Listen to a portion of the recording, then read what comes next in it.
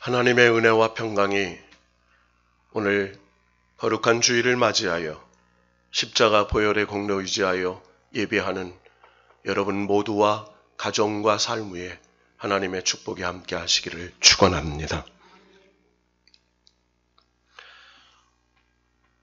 창세기 말씀에 보면 두 가지 역사가 등장합니다.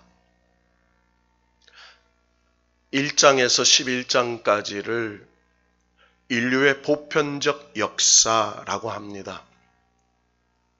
그리고 창세기 12장에서부터 50장까지가 이스라엘의 민족의 역사라고 합니다. 신학으로서는 바로 창세기 1장에서 11장을 원역사라고 얘기합니다. 하나님이 태초에 천지를 창조하셨다고 말합니다.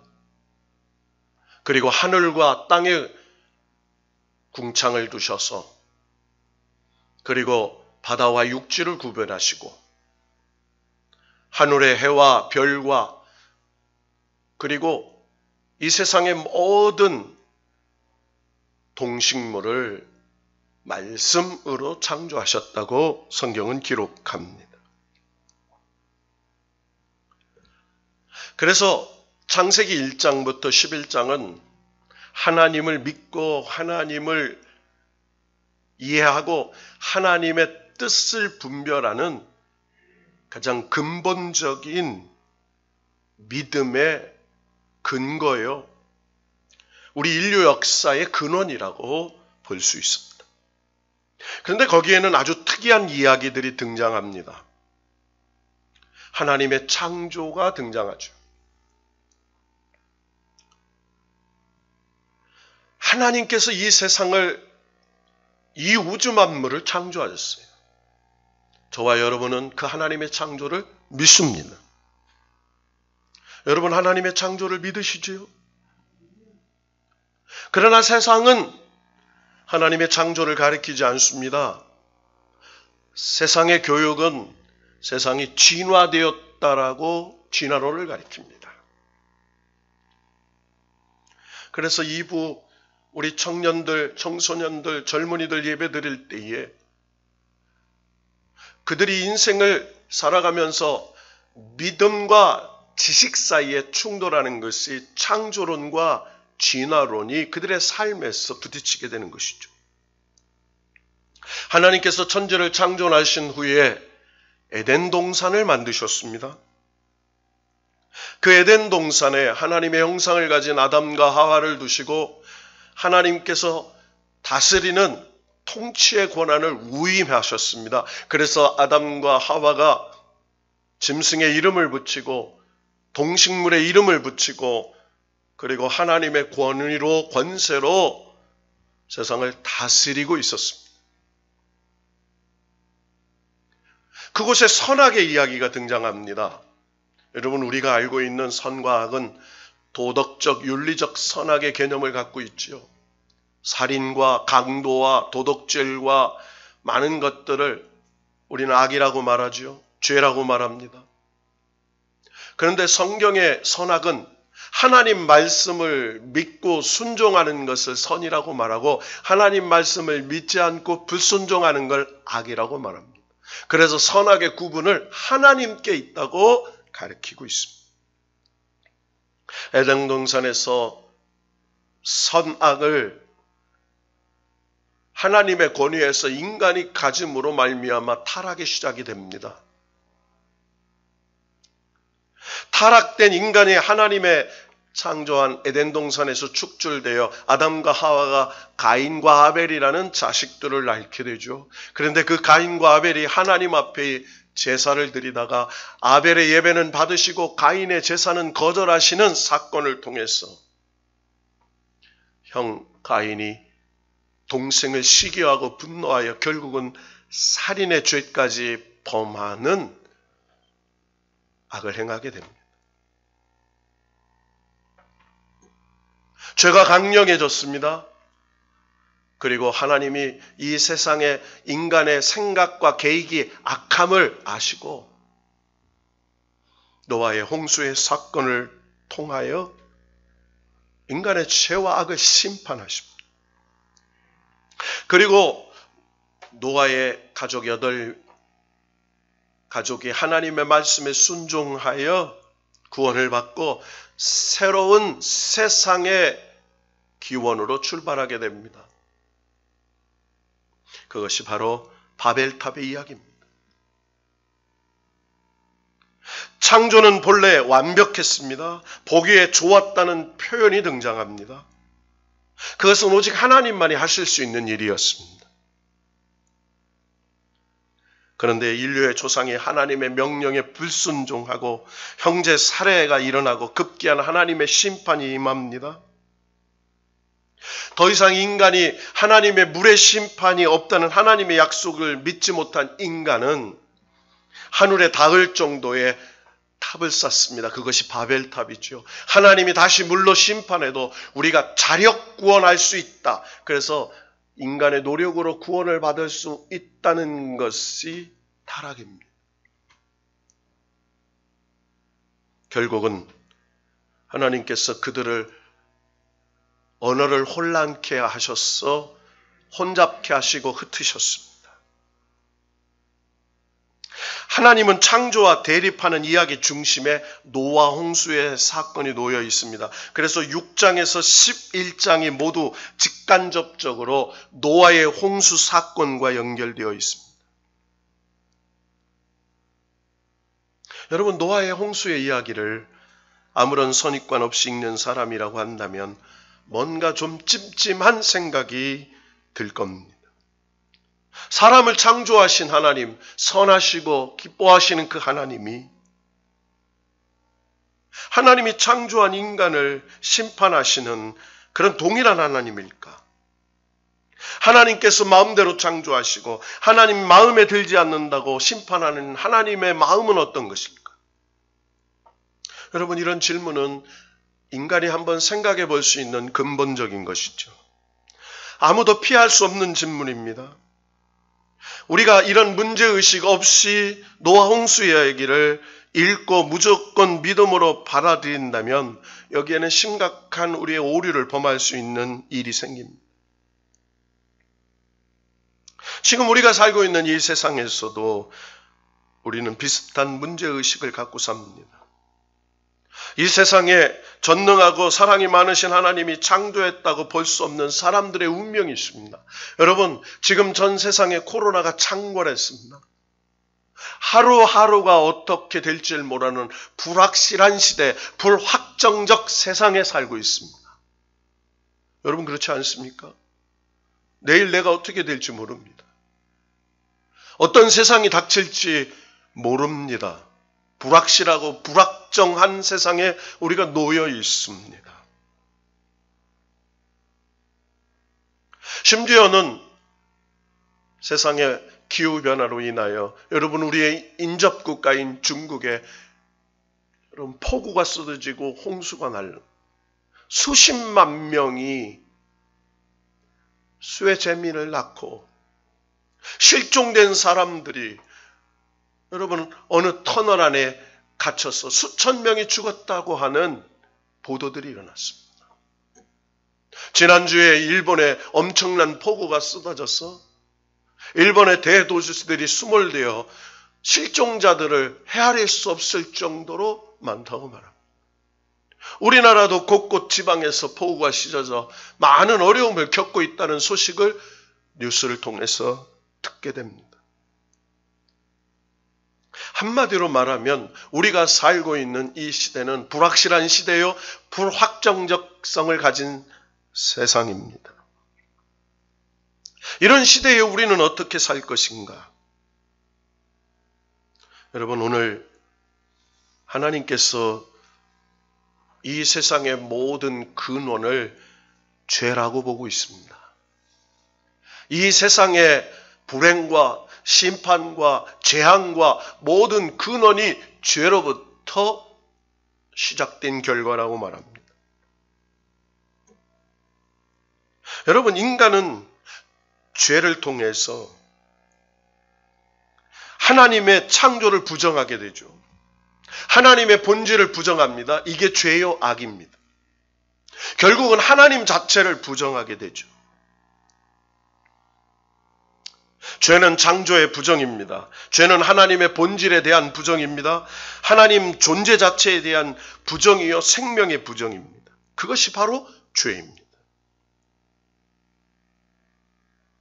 하나님께서 이 죄를 심판하시기 위하여 오늘 한 사건이 등장하죠.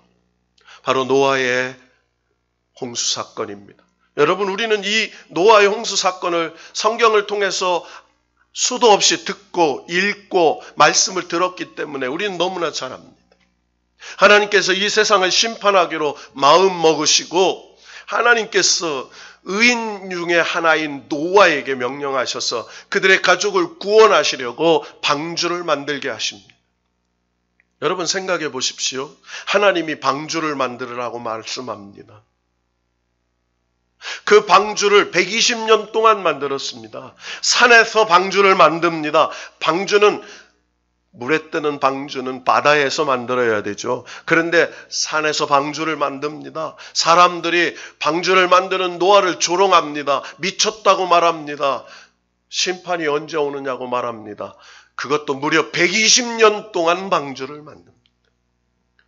시집가고 장가가고 조롱했던 사람들이 120년 되는 해에 하늘의 샘과 땅의 샘이 터져서 홍수가 시작됐습니다.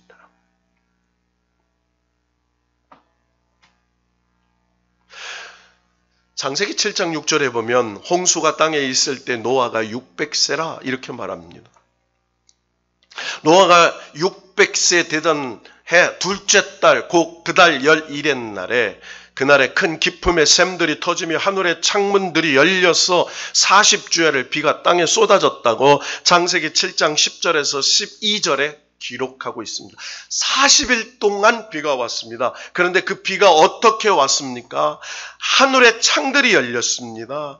또 깊은 샘들이 터졌다고 말합니다. 그러니까 우리가 생각하는 일반적인 비가 아닙니다. 엄청난 비가 왔습니다. 그래서 이 세상에 높은 산이라는 산이 다 물에 잠겼습니다.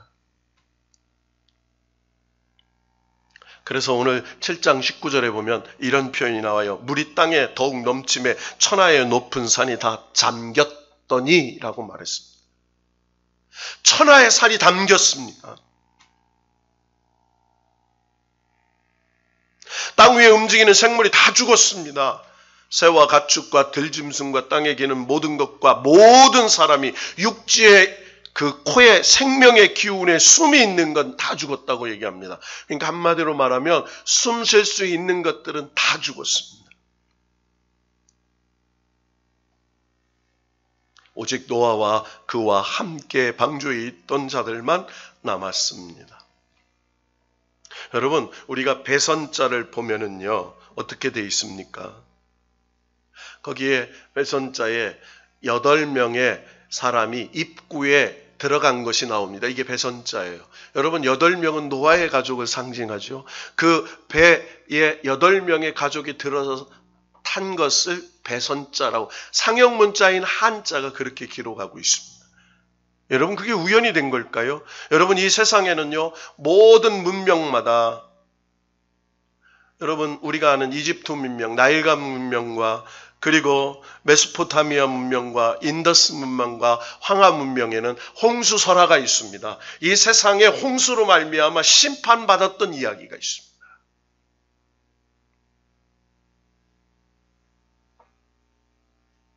물이 150일 동안 땅에 넘쳤어요. 여러분, 40일 동안 비가 왔습니다. 그리고 150일 동안 이 지구라는 땅덩어리에 물이 차서 산봉우리 하나 보이지 않는 물바다가 되었습니다. 자, 오늘 노아의 사건의 시작은 8장 1절에서 이렇게 시작합니다. 우리 다 같이 한번 읽어볼까요? 8장 1절을 시작. 하나님이 노아와 그와 함께 방주에 있는 모든 들짐승과 가축을 기어가사 하나님이 바람을 땅 위에 불게 하심에 물이 줄어들었고. 할렐루야. 자, 하나님이 노아의 가족과 방주에 있는 모든 들짐승과 가축을 기억했다고 말했어요. 여러분, 이 기억하사라는 단어가 바로 자카르라는 단어입니다. 히브리어로 자카르라는 단어예요. 자, 한 군데만 말씀을 더 찾아봅시다. 시간이 없지만 출애굽기 2장 24절의 말씀을 한번 찾아봅시다.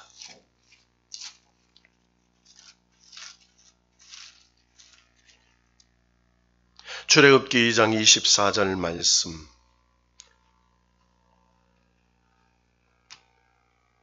시작. 하나님이 그들의 고통 소리를 들으시고 하나님이 아브라함과 이삭과 야곱에게 세운 그의 언약을 기억하사. 무엇 하셨다고요? 하나님이 기억하사. 자, 이 본문이 출애굽기 2장의 본문이 무엇입니까? 400년 동안 애굽에서 노예 생활을 했던 하나님의 백성들이 너무나 고통스럽고 괴로워서 하나님 앞에 부르짖어 그 기도와 고통 소리가 하나님께 상달됐다고 말했습니다. 하나님이 그 고통 소리를 들으시고 하나님이 아브라함과 이삭과 야곱의 세운 언약을 기억했다고 말해요. 여기서 기억했다는 말이 바로 창세기 8장 1절에 하나님이 기억했다라는 자카르와 동일한 단어입니다. 그런데 이 기억했다라는 말의 포괄적인 개념이 뭡니까? 하나님이 그들을 주목했습니다. 하나님이 매일매일 보고 계셨어요. 그들이 어떤 형편에 있는지, 방주에 있으면서 얼마나 두려워하고 얼마나 무서워했는지, 애굽에 노예살이하면서 그들이 얼마나 힘들어하고 고통스러워했는지 하나님이 주목하고 계셨어요. 그리고 하나님께서 그들을 생각하셨어요. 그리고 하나님이 그들의 이름을 부르셨어요. 그리고 하나님이 그들의 삶의 현장에 개입하셨어요. 이게 하나님이 기억하셨다는 자카르라는 단어의 네 가지 의미입니다. 따라해 봅시다. 하나님이 주목하시고, 하나님이 생각하시고, 하나님이 부르시고, 하나님이 개입하셨다. 하나님이 그들의 상황을 주목하셨어요. 그들의 상황을 생각하셨어요. 그들의 고통과 아픔을 생각하셨어요. 그리고 그 아픔과 고통을 이길 수 있도록 그들의 이름을 부르시면서 하루하루를 이기게 하셨어요. 그리고 마지막 때가 차서 하나님이 개입하셨다고 얘기합니다.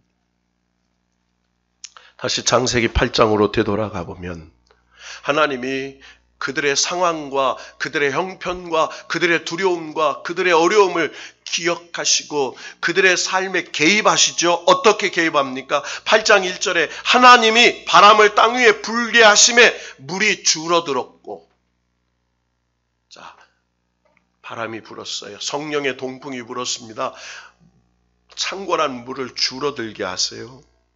기품의 샘과 하늘의 창문을 닫고 하늘에서 비가 그치고 물이 땅에서 물러가고 점점 물러가서 150일 후에 줄어들고 7째 달 곧 그 달 11의 날에 방주 아라랏산에 머물렀습니다. 여러분, 물이 줄어서 이제는 방주가 머무를 산에 걸친 거지요.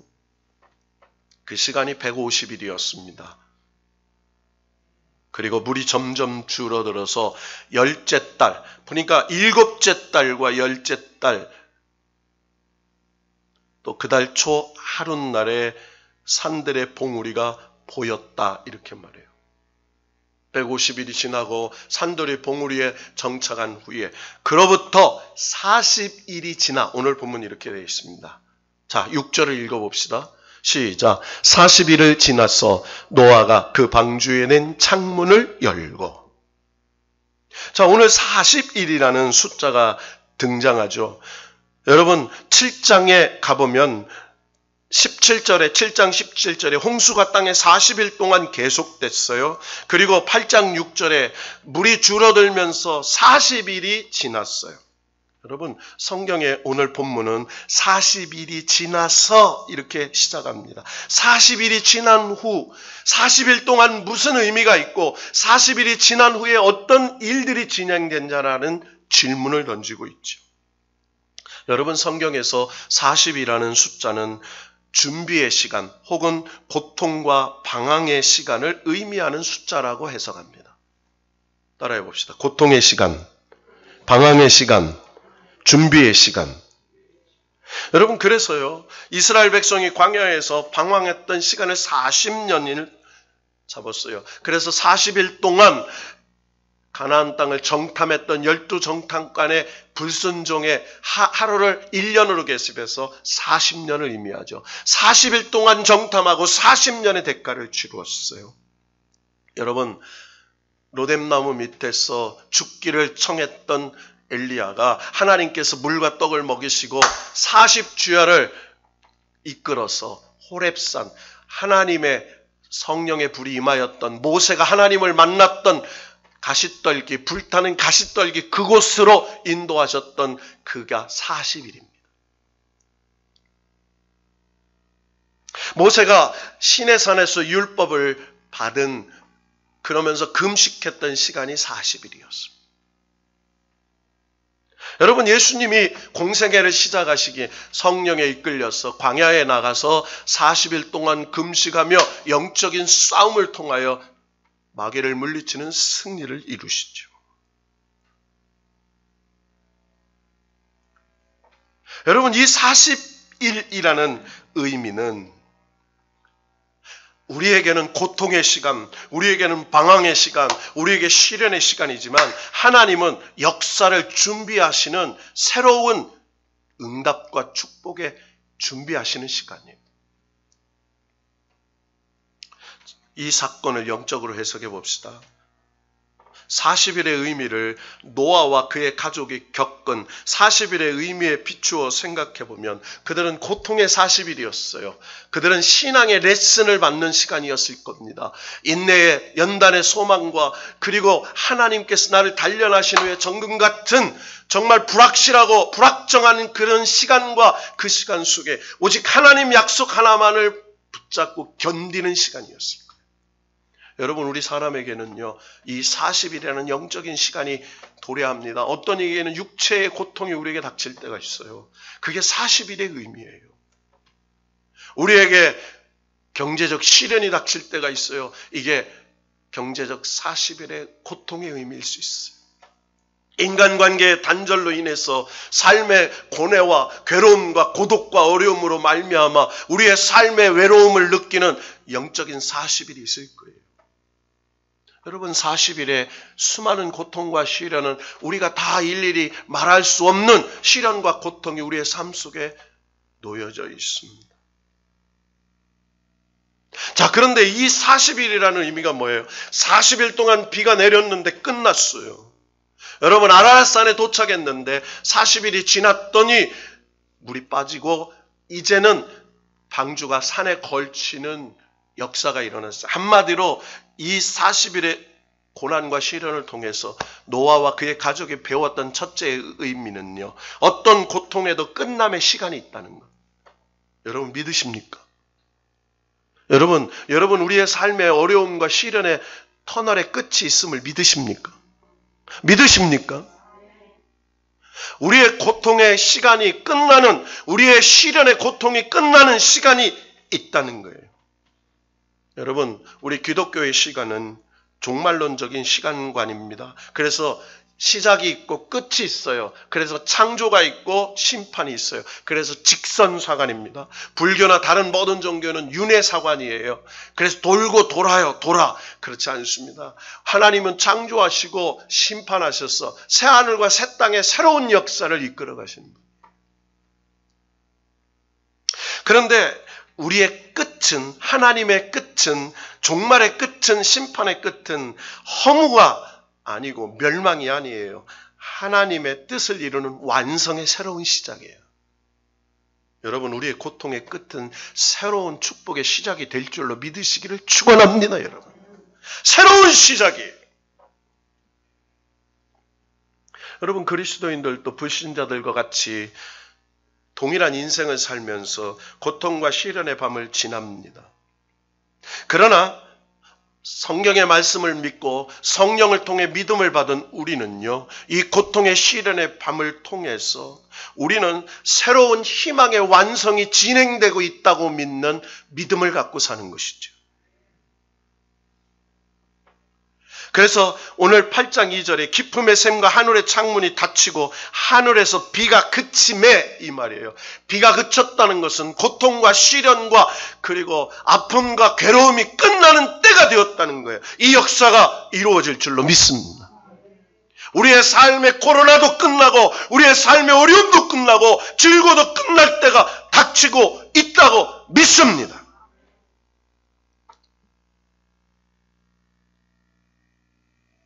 두 번째 이 말씀을 통해서 주시는 교훈은 고통 이후 축복의 새날이 준비되어 있다는 거예요. 따라해 봅시다. 고통 후에 축복의 날이 준비되어 있다. 여러분, 이게 믿음이죠. 고통 후에 하나님의 축복이 준비되어 있어요.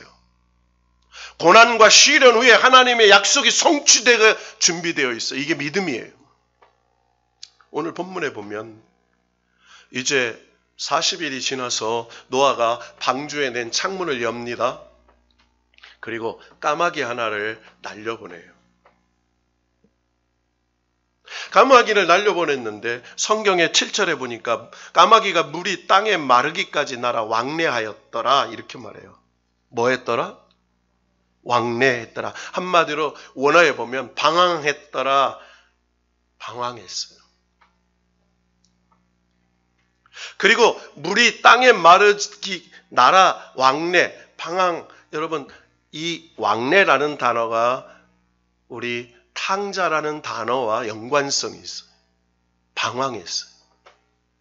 자, 그런데 왜 이 까마귀가 방황했을까요? 왕래했을까요? 여러분, 이 까마귀는 돌아오지 않았어요.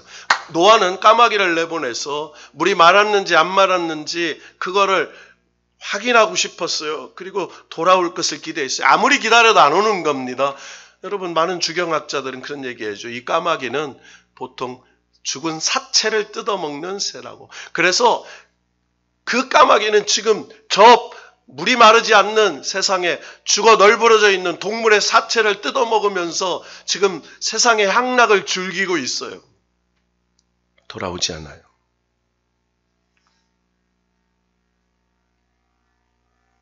여러분, 이 까마귀는 방주에서 구원을 받았어요. 방주에 들어가지 못한 까마귀와 다른 짐승은 다 죽었어요. 방주에서 구원을 받았어요. 그런데 이 까마귀는 나가서 은혜를 망각하고 하나님의 사랑에 벗어나 마음대로 생활하는 타락한 성도들을 상징해요. 여러분, 방주는 교회를 상징하죠. 방주는 교회를 상징해요. 그래서 그곳에서 세상에 나아가서 그리고 하나님의 은혜를 기억하고 다시 세상에서 돌아와 충전하고 다시 세상에 나가서 하나님의 때를 완성하며 기다리는 것이죠. 이사야 26장 10절에 보면 악인은 은총을 입을지라도 의를 배우지 아니하며. 악인이 누구냐? 은총을 입어도 의를 배우지 않아요. 정직한 자의 땅에서 불의를 행하고 여호와의 위엄을 돌아보지 아니하는도다. 누가 악인이냐? 얘기하는 거예요. 결국은요, 이 까마귀는요, 사체를 뜯어먹다가 본분을 잊어버리고 방주로 돌아오지 않아요. 여러분, 우리 이런 말이 있죠. 옛날에 어렸을 적에 우리가 건망증이 깜빡하면 야, 너 까마귀 고기 먹었냐? 장로님, 그런 얘기 옛날에 어른들이 하셨거든요. 맞죠? 너 왜 까마귀 고기? 여러분, 참 인간의 DNA가 얼마나 하나님의 창조에 있었으면 어른들이 성경을 배우지도 않았는데 까마귀처럼 은혜를 망각하는 그런 존재가 되었느냐? 너 왜 이렇게 은혜를 망각하냐? 건망증, 하나님의 은혜를 잊어버리느냐? 까마귀 같은 사람이냐라고 하는 표현이에요. 참 기가 막힌 표현이죠. 어쨌든 이 까마귀는 돌아오지 않습니다. 노아가 다시 비둘기를 내놓았다고 8절에 기록하고 있어요. 그리고 비둘기를 내놓은 목적이 물이 줄어드는지 알고자 하는 거예요. 이제 방주에서 더 이상 살 수가 없어요. 이제 새로운 땅이 하나님이 준비하셨는지 기대하면서 기다리고 있는 거예요. 여러분, 믿음은 인내예요. 인내는 소망입니다. 여러분, 기다리면서 얼마나 힘들었겠어요. 비둘기를 내보냅니다. 그런데 9절에 보니까 온 지면에 물이 있으므로 비둘기가 발붙일 곳을 찾지 못하고 방주로 돌아와 이렇게 말해요. 여러분 비둘기는요 절대로요 비가 오거나 하면 날아다니지 않아요. 비둘기는 항상 여러분 비가 오면 어떻게 우는 줄 아세요? 자기 집에서 구구구구 웁니다. 슬피 울어요. 이게 노아의 방주에서 비가 올 때에 비둘기가 슬피 우는 울음소리라. 여러분 비둘기는 절대 비 오면 날지 않습니다. 비가 오면 다 숨어버려요. 마른 땅이 아니면 앉지 않습니다. 그러니까 마르지 않는 땅이 없으므로 돌아왔어요. 노아가 손을 내밀어 방주로 받아들였어요. 여러분 방주는요 이 세상의 교회를 상징합니다. 하나님의 구원의 성, 도피성을 상징해요. 우리가 하나님의 보호성에 있는 예배당, 교회를 상징하죠. 구원의 방주를 생각해요. 세상에 발붙일 곳 없들어 날아다니다가 지치고 힘들어서 다시 와서 안식을 취하는 곳이죠. 자, 성경의 10절에 보니까 또 7일을 기다려 이렇게 나와요. 며칠을 기다렸어요? 7일. 한마디로 말하면 일주일. 여러분 한 일주일을 기다려서 다시 비둘기를 방주에 내놓습니다. 자, 그런데 두 번째 날아간 이 비둘기가 저녁 때 뭘 물고 와요? 성경에 이렇게 되어 있습니다. 감람나무 새 잎사귀를 그 입에 물고 돌아왔어요. 여러분 새 잎사귀는요 물 위에 그냥 떠다니는 잎사귀 아니에요. 감람나무 나무에서 새로 난 잎사귀를 뜯어서 입에 물고 온 거예요. 그러니까 한마디로 이 감람나무 새 잎사귀는 하나님의 소망을 상징해요. 여러분 우리가 유엔 깃발에 보면요 비둘기가 잎사귀 하나 물고 있는 게 있어요. 평화의 상징으로. 이게 바로 성경에 등장하는 감람나무 새 잎사귀를 물고 돌아온 비둘기. 평화의 상징이에요. 하나님의 약속의 상징이에요. 축복의 새 희망의 상징이에요. 이 역사가 우리에게 일어나기를 축복합니다. 여러분.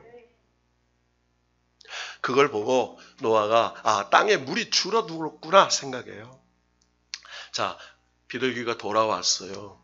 그런데 새 잎사귀가 나서 감람나무가 자라긴 하지만 아직 물이 마르지 않았어요. 그리고 비둘기가 다시 7일을 기다려 노아가 비둘기를 내놓았어요. 그런데 오늘 마지막 12절 함께 읽어봅시다. 시작. 또 7일을 기다려 비둘기를 내놓음에 다시는 그에게로 돌아오지 아니하였더라. 할렐루야. 여러분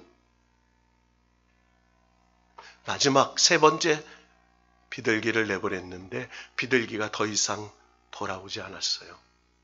여러분 우리가 이 세상에 사는 이 방주 교회는요 잠시 머물고 하나님의 은혜를 충전하고 세상의 사명을 감당하는 곳이죠. 그래서 로마서 오늘 말씀 15장 14절에 16절에 이방의 복음을 전파하는 하나님의 사명을 직분을 감당하는 사람들이라 이렇게 얘기했어요. 여러분 이 비둘기는요 이제 날아갔어요. 갔더니 어떤 세상이었어요? 새로운 세상. 거기에서 안식할 수 있는 진정한 안식처가 발견됐어요. 여러분 우리가 사는 이곳, 이 교회, 이 예배당이 우리의 영원한 안식처가 아니죠. 이 세상에 머물면서 하나님의 능력과 축복을 공급받는 잠시 쉴 곳이에요. 그러나 영원한 안식처, 새하늘과 새 땅, 하나님이 준비하신 그 안식처를 발견하게 되면 우리는 그곳으로 가야 할 나그네, 믿음의 순례자라는 거예요. 비둘기는 하나님이 예비하신 새 안식처를 찾아서 갔어요. 노아는 방주에서 나왔습니다. 모든 짐승들 다 새로운 안식처로 그들을 보냈습니다. 그리고 이제 새로운 노아의 가족은 하나님께서 예비하신 새 하늘, 새 땅에 새로운 안식처가 준비되어 있는 줄로 믿고 새로운 축복을 받기 위해서 새롭게 시작한 일이 있어요. 그게 무엇입니까? 바로 8장 20절과 21절 결론의 말씀입니다. 우리 다 같이 읽어봅시다. 같이 시작. 노아가 여호와께 제단을 쌓고 모든 정결한 짐승과 모든 정결한 새 중에서 제물을 취하여 번제로 제단을 드렸더니 여호와께서 그 향기를 받으시고 그 중심에 이르시되 내가 다시는 사람으로 말미암아 땅을 저주하지 아니하리니 이는 사람의 마음이 계획하는 바가 어려서부터 악함이라. 내가 전에 행한 것 같이 모든 생물을 다시 멸하지 아니하리니 땅이 있을 동안에 심음과 거둠과 추위와 도유와 여름과 겨울과 낮과 밤이 쉬지 아니하리라. 할렐루야. 노아의 홍수가 끝난 후에요. 봄, 여름, 가을, 겨울 4계절이 그때 생긴 거예요. 그전에는 그런 게 없었어요. 거둠과 심음과 거둠과 이런 것들이 이제 너희들이 그렇게 살게 될 거야 라고 얘기하면서 이제 하나님이 이 하나님의 놀라운 새로운 세상에 살아가는 출발점이 뭐예요? 방주에 나와서 하나님 앞에 처음으로 감사의 제단, 감사를 회복하고 예배를 드렸어요. 그 예배가 어떤 거였어요? 모든 정결한 짐승과 모든 정결한 새 중에 제물을 취하여 마음과 뜻과 정성을 모아 하나님 앞에 제단을 쌓고 여호와께서 그 향기를 받으셨어요. 그 향기는 감사의 마음이에요. 하나님께서 하나님의 은혜를 잊지 않고 감사하는 그 백성들에게 그 예배를 받으셔서 신천 새 하늘 새 땅을 하나님이 약속하시는 그 축복을 누리는 사람들을 얘기하는 거죠. 여러분, 오늘 저와 여러분들이 예배를 드리고 있어요. 온라인으로 예배를 가정에서 드려요. 잊지 맙시다. 모든 하나님의 축복은 예배에서 시작합니다. 오늘 다시 한번 구원의 방주에서 우리를 구원하셨어. 이 광야 같은 세상에 사명 따라 날아갔다가 그 영원한 하나님의 새하늘 새 땅, 하나님의 약속의 하나님 나라를 발견할 때까지, 사명 안수는 그날 때까지 우리를 지켜 보호하시고, 그래서 날마다 하나님 앞에 뜻과 정성과 그리고 정결한 삶, 정결한 마음, 정결한 믿음으로 하나님 앞에 감사의 예배를 드렸더니 새로운 축복의 시작이 나타났어요. 여러분, 우리에게는 40일이 있어요. 어떤 이는 질병의 40일, 경제의 40일, 인간관계의 40일, 삶의 40일, 말 못하는 깊은 내면의 40일, 목사인 저도 40일이 있어요. 그런데 하나님은 오늘 이렇게 말씀하세요. 그 40일이 끝난 후에 새 희망의 새날이 준비되어 있다고.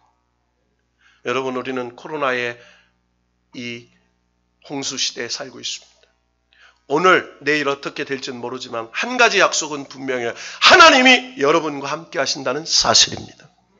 그리고 하나님이 이 40일의 홍수가 끝나고 이 40일의 고난이 끝나고 이 40일의 고통이 끝난 후에 새 감람나무, 새 잎사귀에 새로운 소망으로 하나님이 새로 준비하신 새 역사가 준비되어 있다고 믿고, 믿음은 말하는 것들의 실상이요 보지 못하는 것들의 증거라고 믿고 다시 한번 일어나 새롭게 출발하는 노아와 그의 가족들과 같은 새 역사의 주인공들이 우리가 될 줄로 믿고 믿음으로 승리하는 우리 모두가 되기를 주님의 이름으로 축원합니다. 축원합니다.